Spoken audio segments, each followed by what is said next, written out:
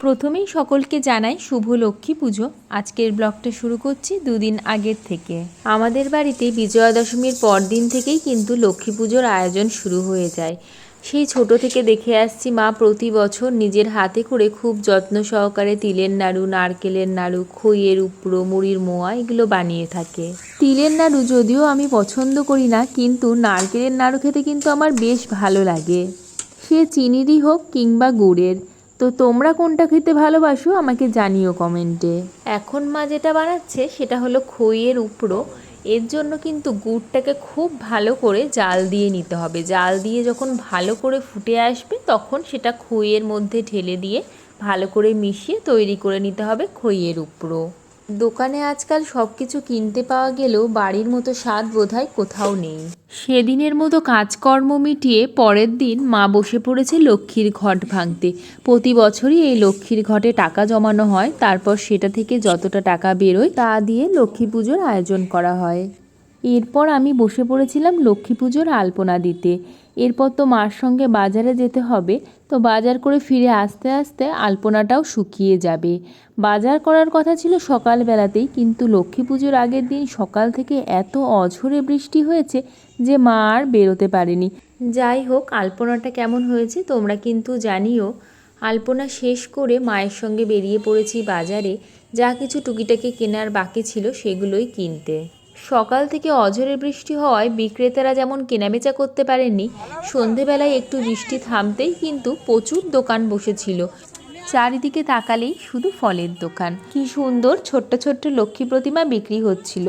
এরপর তো কিছু ফুল আর মালা কেনা ছিল, সেগুলো কিনে নিয়ে সোজা চলে আসি বাড়িতে। সকালে উঠেই দেখি মা পুজোর কাজকর্ম শুরু করে দিয়েছে। আমাদের কিন্তু মাটির সরাই পুজো হয়। ধানের ঝাঁপির ওপর এই সরাটা বসানো হয় এবং তার ওপর দেয়া হয় কলার ছড়া। তো লক্ষ্মী পুজোর তো এক একজনের বাড়িতে এক এক রকম নিয়ম রয়েছে। আমাদের আরও একটা নিয়ম রয়েছে, যেটা হলো জোড়া নৌকো। এর ভেতরে ধান, মান, হলুদ গাছ দেওয়া হয়। ছোটোবেলায় তো বাবা কলা গাছের খোল দিয়ে নৌকো বানাতো। তার অনেক পরে আমার ঠাম্মা এই পিতলের নৌকো জোড়া কিনে দিয়েছিলেন। আমি রেডি হয়ে বসে পড়েছিলাম পদ্ম ফুল ফোটাতে। এখন ওই ধানের ঝাঁপির মধ্যেই পদ্মটা দিয়ে দেব।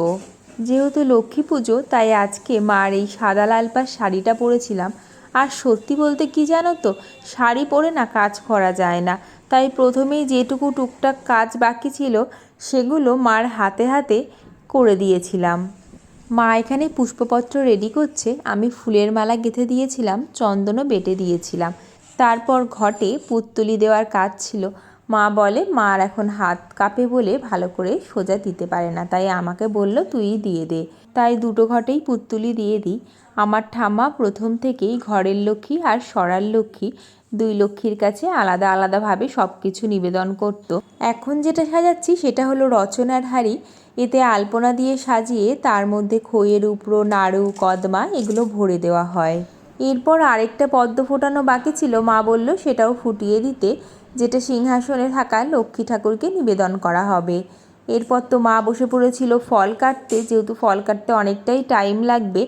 এখন ফাটানো হবে নারকেল, যেটা চিড়ের মধ্যে দেওয়া হবে। এই জলটাই তো লক্ষ্মী ঠাকুর সারা রাত খাবে। মা বলে থাকে এই চিড়ে ভেজানো জলটাই লক্ষ্মী ঠাকুর সারা রাত খাবে। এরপর মা বসে নারকেল ছাড়াতে, তাই মা নারকেল কোড়াতে কোড়াতে বলছে যে মামা বাড়ি থেকেও দুটো নারকেল দিয়ে গেছে, কারণ বাজারে যা নারকেলের দাম। একটা নারকেল অবশ্য কেনা হয়েছিল। এখন নৈবেদ্য সাজানো হচ্ছে। সিঁড়িতে একটু আলপনা দেওয়া বাকি ছিল, তো বসে পড়েছিলাম সেটুকুই সম্পূর্ণ করতে।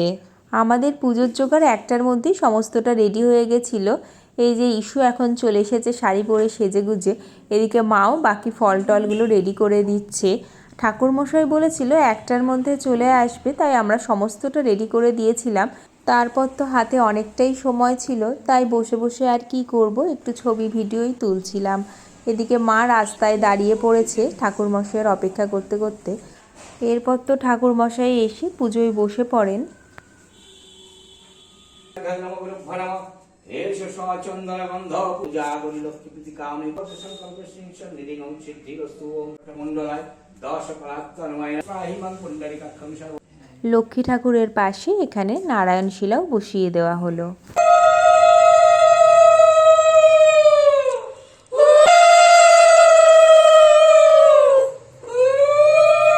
ঠাকুরমশাইয়ের পুজো সম্পন্ন হওয়ার পর মা বসে পড়েছিল পাঁচালি পড়তে। প্রতিবার আমিই পাঁচালিটা পড়ি, কিন্তু এবারে আমার এত কাশি হচ্ছিল আর গলার অবস্থাও ভালো ছিল না, তাই মাকেই বললাম তুমি পাঁচালিটা পড়ে দাও। আর আজকের মেনুতে ছিল খিচুড়ি আর লাবড়া, যেটা সকলেই ভালোবাসে খেতে। আজকের ব্লগটা এখানেই শেষ করলাম। আর তোমাদের কেমন কাটলো লক্ষ্মী পুজো অবশ্যই কমেন্টে জানিও।